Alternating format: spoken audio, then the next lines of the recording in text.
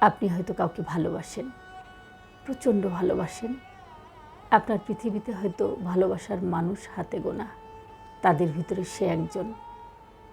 আপনি তার কাছে তেমন কিছুই চান না। আপনার চাওয়া শুধু এইটুকু, সম্পর্কটা স্বচ্ছ থাক, পরিচ্ছন্ন থাক। সারাদিন আপনাকে নিয়ে ব্যস্ত থাকতে হবে, বিষয়টা এমনও না। আপনি চান সে যেন দূরে থেকেও আপনাকে কাছে থাকার মতো একটা অনুভূতি দেয়, বা সারাদিনের একটা কল যেন আপনি কেন্দ্রিক হয়।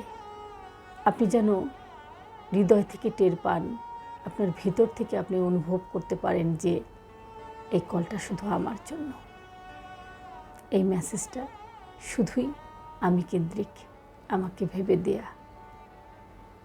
আপনি এতটুকুই চান।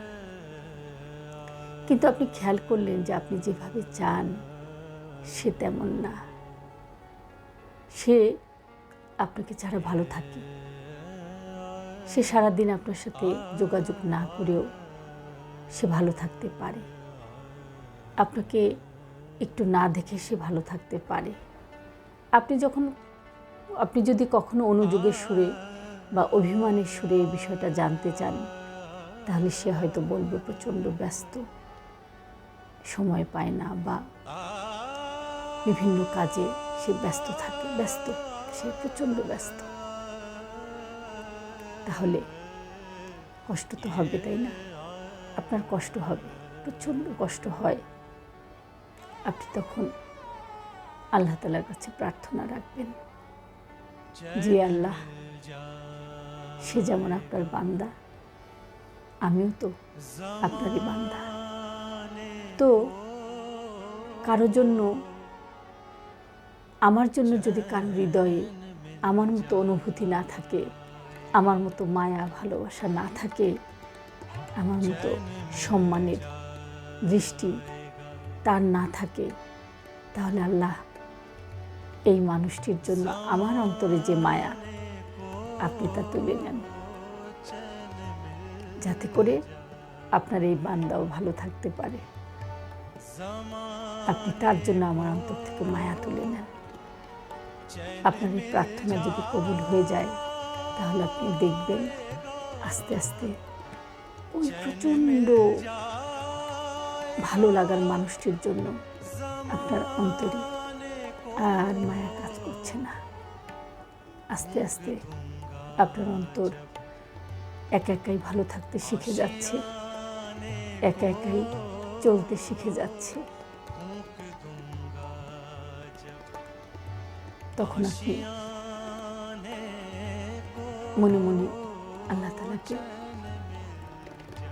ধন্যবাদ জানাবেন, আলহামদুলিল্লাহ বলবেন, শুকরিয়া আদায় করবেন যে আল্লাহ তাআলা আপনাকে একটা শান্তির জায়গায় এনে দাঁড় করিয়েছেন।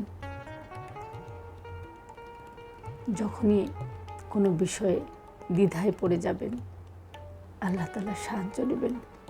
সবসময় বলবেন যেটা আমার জন্য মঙ্গলজনক আল্লাহ, সেটাই আপনি আমার আমলনামায়, সেটাই আপনি আমার নসিবে লিখে দেন, যেটা আমার জন্য মঙ্গলজনক। আর যেটা আমার জন্য মঙ্গলজনক না, সেটা আমার নসিব থেকে আপনি আমার অন্তর থেকে সরিয়ে দেন বিনা কষ্টে। ইনশাআল্লাহ অন্তর থেকে যাবেন, কবুল হয়ে যাবে। আল্লাহ তাআলা আপনাকে ফেরাবেন না। যেই দেখুন না, শান্তি পাবেন। ভুল মানুষের জন্য কান্না করবেন না, কষ্ট পাবেন না। মূল্যহীন মানুষের জন্য নিজের মূল্যবান চোখের জল এক ফোঁটাও ঝরাবেন না। আপনার এক এক ফোঁটা চোখের পানি মুক্তার, হীরা মুক্তা, মণিমুক্তার মতো মূল্যবান। সেটার মূল্য হয়তো সে জানে না। মূল্যহীন মানুষের জন্য এত মূল্যবান চোখের জল ঝরাবেন না। ওই জলগুলো রেখে দিন, জায়নামাজে ছড়ান, আল্লাহ তাআলাকে ভালোবেসে।